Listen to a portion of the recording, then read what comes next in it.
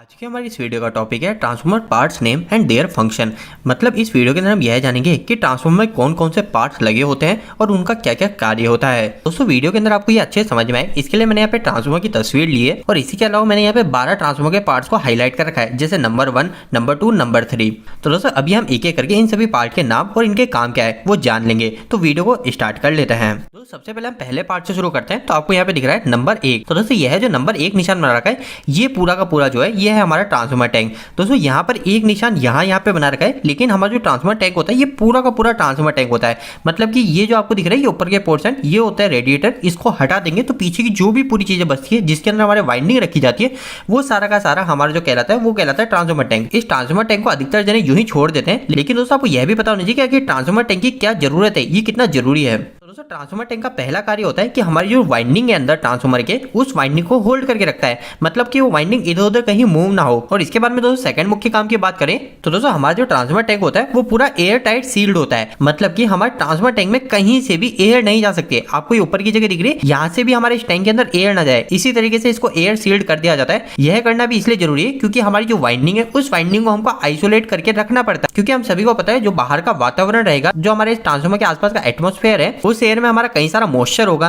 तो दोस्तों वो जो मॉइस्चर होगा वो हमारी ट्रांसफॉर्मर की वाइंडिंग को नुकसान पहुंचा सकता है। तो इसलिए हमारा जो ट्रांसफॉर्मर टैंक होता है इस ट्रांसफॉर्मर टैंक को एयर सील्ड रखा जाता है। तो दोस्तों इस तरीके से हमने पहले पॉइंट को समझ लिया। अब हम सेकंड और थर्ड पॉइंट पे आ जाते हैं जो कि हमारे बुशिंग। दोस्तों हमारे इस ट्रांसफॉर्मर के टॉपिक में आगे बढ़ने से पहले हमारे आज के इस वीडियो को स्पॉन्सर करने वाले को धन्यवाद देंगे, जो कि अनअकैडमी एजुकेशन प्लेटफॉर्म है। दोस्तों इस वीडियो के माध्यम से अनअकैडमी प्लेटफॉर्म स्टूडेंट को यह बताना चाहता है कि इस समय अनअकैडमी गेट 2021 की प्रिपरेशन के लिए काफी सारे नए नए तरीकों को ला रही है। और इसी के बीच में अनअकैडमी इसी 30 सितंबर को इंडिया लेवल पर एक गेट चैलेंज टेस्ट करवा रही है। इस टेस्ट में पार्टिसिपेट करना पूरी तरीके से फ्री है और जो इस टेस्ट में टॉप 25 स्टूडेंट होंगे उनको अनअकैडमी के द्वारा कुछ प्राइजेस भी दिए जाएंगे। और अगर हम इसी टेस्ट के बारे में बात करें तो इस टेस्ट के अंदर आपको 65 क्वेश्चन दिए जाएंगे, जिसको सॉल्व करने के लिए आपके पास 150 मिनट होंगे। और दोस्तों यहाँ पर अच्छी बात यह है कि ये जो टेस्ट कंपनी ले रही है ये गेट 2021 को देखकर ही डिजाइन किया गया है। तो इस टेस्ट को देने से सबसे पहली चीज तो आपकी प्रैक्टिस होगी और इसी के साथ साथ आपको अपनी ऑल इंडिया लेवल रैंक भी पता चल जाएगी। और आखिरी के अंदर मैं वापस बता देता हूँ कि जो इसके अंदर टॉप 25 स्टूडेंट रहेंगे उनमें स्टार्टिंग के 5 जनों को 5,000 रुपए, 6 से लेकर 15 तक के स्टूडेंट को 3,000 रुपए और जिनकी रैंक 16 से 25 तक आती है उनको 2,000 रुपए के अमेजॉन वाउचर भी दिए जाएंगे। तो दोस्तों अगर आप में से भी कोई भी अनअकैडमी के इस गेट चैलेंज में पार्टिसिपेट करना चाहता है तो उसको इसी वीडियो की डिस्क्रिप्शन बॉक्स में लिंक मिल जाएगा, आप वहां से जाके और बेहतर जानकारी ले सकते हैं। अभी के लिए दोस्तों हम वापस से हमारे टॉपिक के ऊपर आ जाते हैं, जिसके अंदर हम सेकंड और थर्ड नंबर पॉइंट को समझ लेते हैं। तो दोस्तों यहाँ पर जो सेकंड आपको पार्ट दिख रहा है ट्रांसफॉर्मर का ये भी हमारी बुशिंग है और जो तीसरे नंबर का पार्ट दिख रहा है ये भी हमारी बुशिंग है। तो आपको दिख रही है पीछे बुशिंग, तो ये जो बुशिंग आपको थोड़ी छोटी दिख रही है और ये जो सेकंड नंबर वाली बुशिंग है ये आपको थोड़ी ज्यादा दिख रही है। तो 4 बुशिंग ये वाली है और 4 बुशिंग पीछे वो छोटी वाली है। तो दोस्तों यह जो ट्रांसफॉर्मर का पार्ट है इसे बुशिंग कहा जाता है। अब इसके अंदर भी दोस्तों दो चीजें हो जाती है, एक हो जाती है हमारी प्राइमरी बुशिंग और सेकंड हो जाती है हमारी सेकेंडरी बुशिंग। क्योंकि हम सभी को पता है ट्रांसफॉर्मर के अंदर एक इनपुट होता है और एक आउटपुट होता है। तो इनपुट की जो बुशिंग होगी उसको प्राइमरी बुशिंग बोल देंगे और आउटपुट की जो बुशिंग होगी उसको सेकेंडरी बुशिंग बोल देंगे। इसके अलावा दोस्तों कहीं कहीं पे इसे प्राइमरी सेकेंडरी की जगह हाई वोल्टेज और लो वोल्टेज बुशिंग भी कहा जाता है। और दोस्तों अगर हम इस बुशिंग के काम की बात करें तो ये जो बुशिंग होती है काफी ज्यादा इंपॉर्टेंट है, क्योंकि अगर हमारे जो ट्रांसमिशन लाइन का वायर है उस वायर को लाके अगर मैं हमारी इस वाइंडिंग से डायरेक्ट कनेक्ट करूंगा तो वो किसी भी तरीके से सेफ नहीं होगा। वो वायर हमारी इसकी बॉडी पे टच हो सकता है ट्रांसफॉर्मर की, इसके अलावा और भी कई सारी प्रॉब्लम हो सकती है। तो इसके लिए हमारी ये बुशिंग लगाई जाती है, जिसकी वजह से हमारी ट्रांसफॉर्मर की जो बॉडी है और हमारा जो लाइव वायर है उनके बीच में एक डिस्टेंस पैदा हो जाता है, जो कि किसी भी प्रकार के शॉर्ट सर्किट को होने से रोकने में काफी ज्यादा सहायक है। तो दोस्तों इस तरीके से हमारा सेकंड और थर्ड पार्ट इस ट्रांसफॉर्मर का क्लियर हो जाता है। नेक्स्ट आ जाते हैं दोस्तों हमारे फोर्थ पॉइंट पे। अब फोर्थ पॉइंट के अंदर जो हमारे मार्क रखा है वो हमारे इसको कर रखा है। अब दोस्तों ये जो चीज है इसको भी 2 नामों से बोला जाता है। सबसे पहली चीज ज्यादातर आपको जो सुनने को मिलेगा वो सुनने को मिलेगा रेडिएटर, और इसी के अलावा दूसरी चीज जो कहीं कहीं पे बोली जाती है वो इसको बोली जाती है दोस्तों कूलिंग फिन्स। तो अगर कभी भी आपको ट्रांसफॉर्मर के ऊपर ये चीज दिख रही है, आपको ये दिख रही है यहाँ से स्टार्ट हो रही है और ये यहाँ तक कनेक्ट हो रही है, इसी तरह ये जो नंबर 1 लग रही है, नंबर 2 रेडिएटर, नंबर 3, नंबर 4 और इसी तरह उस दूसरी साइड भी ट्रांसफॉर्मर के ऐसे 4 रेडिएटर या फिर 3 रेडिएटर लग रहे होंगे। तो दोस्तों यह जो हमारे रेडिएटर है इस रेडिएटर को कूलिंग फिन्स के नाम से भी जाना जाता है। यहाँ पे मैं फैन सब नहीं ले रहा हूँ, यहाँ पे मैं फिन्स ले रहा हूँ, तो इस बात का आपको ध्यान रखना है। कूलिंग कूलिंग फिन्स के नाम से जाना जाता है। अब दोस्तों आखिर में इस कूलिंग फिन्स का मतलब रेडिएटर का काम क्या है, तो इसका काम काफी ज्यादा सिंपल है। जैसे कि हम सभी को पता है हमारे ट्रांसफार्मर के अंदर हम क्या रखेंगे, वाइंडिंग रखेंगे, और वाइंडिंग के अंदर से हमारा क्या होगा, करंट फ्लो होगा। तो जब करंट फ्लो होगा वायर के अंदर से, तो हमारा जो वाइंडिंग है, जो वायर है, वो वाइंडिंग पूरी हीट होगी। तो हीट होने के कारण वाइंडिंग हमारे जो ट्रांसफार्मर टैंक के अंदर जो ऑयल भरा हुआ है वो ऑयल भी हमारा गर्म होगा। तो जब ऑयल गर्म होगा तो उसकी एक वास्तविक क्रिया होती है कि हमारा जो गर्म ऑयल होगा वो गर्म ऑयल ऊपर की तरफ आ जाएगा, और जो ठंडा ऑयल है वो ठंडा ऑयल टैंक के नीचे रह जाएगा। तो जब वो ऑयल ऊपर की तरफ आता है ना, तो दोस्तों ये जो रेडिएटर है, इस रेडिएटर में यहाँ से दो पाइप लगे रहते हैं, एक होता है इनकमिंग का पाइप और एक होता है आउटगोइंग का पाइप। तो जब हमारा ऑयल गर्म होता है तो वो ऑयल ऊपर की तरफ आता है, गर्म ऑयल। अब वो गर्म ऑयल जब ऊपर की तरफ आता है तो हमारे इस पॉइंट के अंदर, हमारे इस रेडिएटर के अंदर इधर चले जाता है। तो इस पाइप के अंदर जैसे ही हमारा ऑयल आता है, फिर वो ऑयल जो है वो धीरे धीरे धीरे धीरे जो पतले पतले स्लॉट बने हुए, जो फिन्स बने हुए, इस फिन से हमारा ऑयल धीरे धीरे धीरे टपकता है। और जब इसमें से ऑयल धीरे धीरे निकलता है तो हमारे यहाँ से क्रॉस में एयर भी लग रही होती है, क्योंकि हमारे एटमॉस्फेयर में, वातावरण में एयर भी है, तो वो एयर भी हमारी जालियों से क्रॉस हो रही होती है। तो उसके कारण से हमारा जो ऑयल जो गर्म हुआ था, तो वो जो हमारा ऑयल ऊपर की तरफ चले गया था गरम गरम, वो ऑयल हमारे इस फिन्स के द्वारा धीरे धीरे ठंडा होकर नीचे आ जाता है और वापस से हमारे इस टैंक के अंदर चले जाता है। तो ये प्रक्रिया पूरी इस रेडिएटर के द्वारा होती है। तो अब आपको पता चल गया होगा कि रेडिएटर मतलब कूलिंग फिन्स का काम क्या होता है। तो इसका काम हमारे ऑयल की हीट को हटाने का होता है। अब दोस्तों फोर्थ टॉपिक के बाद में हम हमारे फिफ्थ टॉपिक के ऊपर जाते हैं। तो आपको ये दिख रहा है ये रेडिएटर के नीचे ही क्या लग रहा है। तो दोस्तों देखिए, सबसे पहली चीज तो सभी ट्रांसफार्मर के अंदर आपको यह देखने को नहीं मिलेगा।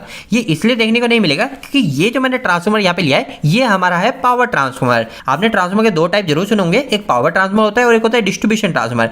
तो ये जो पावर ट्रांसफार्मर होता है ये हमारे काफी ज्यादा इसमें करंट की वैल्यू फ्लो हो रही होती है। तो जब हमारे इस ट्रांसफार्मर के अंदर ज्यादा करंट फ्लो होता है तो इसके अंदर हीटिंग भी ज्यादा होगी, इसके वाइंडिंग में हीट भी ज्यादा होगी।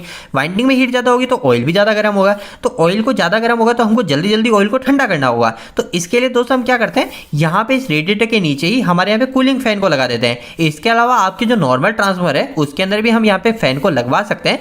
ये कूलिंग फैन क्या होते हैं, इस कूलिंग फैन के वायर निकल जाते हैं और ये कूलिंग फैन के वायर है ये हमारे इस ऑयल के टेम्परेचर के साथ में लिंक कर दिए जाते हैं। जैसे हमारा जो ऑयल है वो ऑयल का टेम्परेचर अगर ज्यादा बढ़ गया, जैसे हमने नॉर्मल सेट करा है कि हमारा ऑयल का टेम्परेचर 70 डिग्री सेल्सियस जैसे ही हो जाएगा तो हमारा जो फैन है फैन स्टार्ट हो जाना चाहिए। तो ये जो हम फैन है ये फैन हम एक्स्ट्रा कूलिंग के लिए लगा देते हैं। तो ये जो फिफ्थ पॉइंट है, ये फिफ्थ पॉइंट आपको क्लियर हो गया होगा। ये हमारे हमने नीचे एक्स्ट्रा कूलिंग फैन लगा रखे हैं इस ट्रांसफार्मर के ऑयल को एक्स्ट्रा कूलिंग देने के लिए। इसके बारे में दोस्तों नेक्स्ट हमारा छठा पार्ट आ जाता है। तो सिक्स पार्ट हमारा कहाँ पे लोकेट है, ये है हमारे इस टैंक पे। तो आपको दोस्तों यहाँ पर एक टैंक और दिख रहा होगा, ये तो हमारा एक मेन टैंक हो गया जो ट्रांसफार्मर का मेन टैंक है। इसके अलावा दोस्तों आपको यहाँ पर एक और टैंक दिख रहा है। तो इस टैंक का क्या नाम है, तो यह टैंक से जुड़े काफी ज्यादा सवाल आपके इंटरव्यू में पूछे जाते हैं। तो दोस्तों इसके ऊपर मैंने ऑलरेडी डिटेल वीडियो बना रखा है इस टैंक के ऊपर। इसके अलावा एक ब्रीदर होता है उस ब्रीदर के ऊपर। तो इन सभी चीजों के ऊपर मैंने ऑलरेडी एक डिटेल वीडियो बना रखा है। अगर आप वो वीडियो देखना चाहते हैं वो वीडियो आपको इसी वीडियो के एंड स्क्रीन में मिल जाएगा। तो आप वो वीडियो जरूर देखिएगा, उसके अंदर आपको इनकी एक एक प्रक्रिया पता चल जाएगी। फिर भी अगर हम इसी वीडियो के अंदर थोड़ी सी पॉइंट की बात करें तो हमारा जो ये टैंक है इस टैंक को बोला जाता है कंजर्वेटर टैंक। अब दोस्तों आखिर ये कंजर्वेटर टैंक करता क्या है, तो यह टैंक हमारे ऑयल को, जब ऑयल हमारा हीट होता है तो उसको एक्सपांड होने में मदद करता है। इसके अलावा हमारा जो ऑयल है वो ऑयल को एक्स्ट्रा स्टोरेज में भी यह काम आता है। अब सबसे पहली चीज एक्सपांड क्या होता है, तो एक्सपांड वही चीज है जो कि मैंने अभी आपको नॉर्मल भाषा में बताई थी। इसको टेक्निकल लैंग्वेज में हम एक्सपांड बोल सकते हैं। जैसे कि मैंने आपको बताया था कि हमारा जो ऑयल है वो ऑयल ठंडा रहेगा तब तो वो नीचे बैठा रहेगा, पर जब ऑयल हमारा गर्म होगा तो वो क्या ऊपर जाता है। तो वो जो ऊपर जाता है उसी को बोलते हैं हम एक्सपांड हो रहा है ऑयल। तो जब ऑयल एक्सपांड होता है तो हमारे ये जो टैंक है टैंक तो फुल भरा हुआ है, तो ऑयल को एक्सपांड होने के लिए भी जगह चाहिए ना। जब ऑयल ऊपर उठेगा तो उसको जगह चाहिए, तो उसके लिए करते हैं ये हमारा जो कंजर्वेटर टैंक है इस टैंक को हम सिर्फ आधा ही भर के रखते हैं। तो इसको आधा भरने से क्या होगा, ऑयल को एक्सपांड होने की जगह मिल जाएगी। तो इसीलिए हमारा जो कंजर्वेटर टैंक है इस कंजर्वेटर टैंक को आधा भी भरा जाता है। इसके ऊपर दोस्तों डिटेल में आपको जानकारी चाहिए तो आप प्लीज से उस वीडियो को देखिएगा। आपको इस कंजर्वेटर टैंक से और ब्रीदर से जुड़ी कई सारी नॉलेज उस वीडियो के अंदर मिल जाएगी। अभी के लिए दोस्तों हम नेक्स्ट पार्ट के ऊपर आ जाते हैं जो कि हमारा 7 पार्ट। अभी 7 पार्ट कहाँ पे आपके अटैच हो रहा है, तो आपको ये दिख रहा है ये हमारे इस बुशिंग पे कनेक्ट हो रहा है। अब दोस्तों ये जो बुशिंग है आप बोलेंगे ये तो हमारे इसी की बुशिंग है। दोस्तों ऐसा बिल्कुल भी नहीं है, ये जो हमारा 7 पार्ट है ये हमारी अलग बुशिंग है। तो दोस्तों यह जो बुशिंग है ये है हमारे ग्राउंड के टर्मिनल की। अगर आप सभी इलेक्ट्रिकल फील्ड में कहीं पे वर्क कर रहे हैं तो आप सभी ने नोटिस किया होगा कि हमारे जो ट्रांसफार्मर का स्टार पॉइंट होता है उस स्टार पॉइंट को हम क्या करते हैं, ग्राउंड से कनेक्ट करते हैं। तो दोस्तों वो जो ग्राउंड से कनेक्ट किया जाता है वो हमारे इसी पॉइंट के द्वारा किया जाता है। किसी किसी ट्रांसफार्मर के अंदर अंदर यहाँ पे बैक साइड में दे दिया जाता है वो पॉइंट, किसी किसी ट्रांसफॉर्मर में ऊपर ही दे दिया जाता है। तो इस ट्रांसफॉर्मर के अंदर यहाँ पे ऊपर दे रखा है कि ग्राउंड का टर्मिनल। तो यह जो 7th पार्ट है इसको हम बोलेंगे सिस्टम ग्राउंड टर्मिनल। और दोस्तों इसी बीच में आपको बता दूं, अगर आपके मन में यह भी कंफ्यूजन है कि हमारे ट्रांसफॉर्मर का जो स्टार पॉइंट होता है उसको हम ग्राउंड क्यों करते हैं, तो इस पॉइंट के ऊपर भी मैंने ऑलरेडी वीडियो बना रखा है। मैंने ट्रांसफॉर्मर के ऊपर कई सारे वीडियो इस चैनल पे डाल रखे हैं, तो आप हमारे चैनल को चेक कर सकते हो। और स्टार को ग्राउंड क्यों करते हैं उसका लिंक तो मैं आपको इसी वीडियो के एंड डिस्क्रिप्शन में दे दूंगा, आप वहां से वीडियो देख लीजिएगा। इसके बाद में दोस्तों नेक्स्ट हम हमारे 8वें पार्ट के ऊपर आ जाते हैं। इस पार्ट का नाम है दोस्तों ड्रेन वाल्व। अब ये ड्रेन वाल्व क्या काम करता है, तो दोस्तों ये जो ड्रेन वाल्व होता है काफी ज्यादा इंपॉर्टेंट है। अब ये हमारे लिए किस समय इंपॉर्टेंट है, तो इसकी जरूरत हमें उस समय पड़ती है जब हमारे ट्रांसफॉर्मर का जो ऑयल है उस ऑयल को या तो हमको टेस्ट करना है या फिर हमको उस ऑयल को फिल्टर करना है या फिर चेंज करना है। उन सभी समय हमारे ड्रेन वाल्व हमारे लिए काफी ज्यादा उपयोगी होता है। सबसे पहले हम ऑयल टेस्ट की बात करें तो उस समय ड्रेन वाल्व की मदद से हम थोड़ा सा ऑयल निकाल सकते हैं सैंपल के लिए। दूसरी चीज हम फिल्टर की बात करें तो आप सभी ने देखा है हमारे फिल्टर की मशीन आती है ट्रांसफॉर्मर के ऑयल को फिल्टर करने के लिए। तो उस समय क्या होता है, हमारे 2 पाइप उस मशीन से निकले होते हैं, तो हमारा एक पाइप तो इससे कनेक्ट हो जाता है और मशीन का दूसरा पाइप इससे कनेक्ट हो जाता है। तो इसके बाद में क्या होता है, हमारे ट्रांसफॉर्मर का जो भी पूरा ऑयल है वो पूरा ऑयल उस मशीन के साथ में सर्कुलेट होता है, मतलब घूमता है और फिल्टर होता जाता है। कैसे होता है, हमारा जो इसका ऑयल है वो इस नीचे वाले पाइप से अंदर जाएगा, इस मशीन के अंदर जाएगा, इस मशीन में पूरा फिल्टर होगा और ऊपर वाले पाइप से वापस से इनकमिंग में घुस जाएगा। तो हमारा इस तरीके से पूरी प्रक्रिया चलती रहती है और हमारा जो ट्रांसफॉर्मर का ऑयल है वो फिल्टर कर दिया जाता है। इसके अलावा जब हमें ट्रांसफॉर्मर के ऑयल को पूरा चेंज करना होता है तो उस समय भी हमारा ये 8 पार्ट जो कि ड्रेन वाल्व है ये हमारे काफी काम आता है। तो अब आपको पता चल गया होगा कि आखिर इस पॉइंट को क्या बोलते हैं और इसका क्या नाम है। अब दोस्तों इस 8 पॉइंट के बाद में हमारा नेक्स्ट पॉइंट आता है 9 पॉइंट। तो दोस्तों हमारा जो 9वां पार्ट है वो हमारे इस चित्र के अंदर नहीं है, क्योंकि हमारा जो 9वां पार्ट है वो ब्रीदर है और वह जो ब्रीदर है वो ब्रीदर इस कंजर्वेटर टैंक के साथ में कनेक्ट होता है। तो वो ब्रीदर इस कंजर्वेटर टैंक के पीछे की साइड चले गया है, तो उसकी अलग से इमेज मैंने यहाँ पे नीचे लगा रखी है। तो दोस्तों यह जो आपको पॉइंट दिख रहा है ये काफी ज्यादा इंपॉर्टेंट है, इंटरव्यू के अंदर इससे काफी ज्यादा सवाल पूछे जाते हैं। तो अगर अभी हम सबसे पहले इसके नाम की बात करें तो इसका नाम है दोस्तों ब्रीदर। अगर इस ब्रीदर को आप हिंदी में ट्रांसलेट करोगे तो आपको इसकी वर्किंग पता चल जाएगी। ब्रीदर का मतलब हो गया कि सांस लेना, सांस छोड़ने के लिए। तो हमारे जो ट्रांसफॉर्मर के अंदर जो भी बाहर की एयर जाएगी, जो भी चीजें होगी वो सारी की सारी इस ब्रीदर के थ्रू जाएगी। तो इस ब्रीदर के अंदर यहाँ पे सिलिका जेल का उपयोग किया जाता है ताकि हमारे जो बाहर की एयर है उस एयर के साथ में हमारा कोई भी मॉइस्चर ना चले जाए। तो ब्रीदर का जो मुख्य काम होता है वो यही होता है कि हमारी जो बाहर की एयर है उस बाहर की एयर को फिल्टर करके ही ट्रांसफॉर्मर के अंदर भेजना।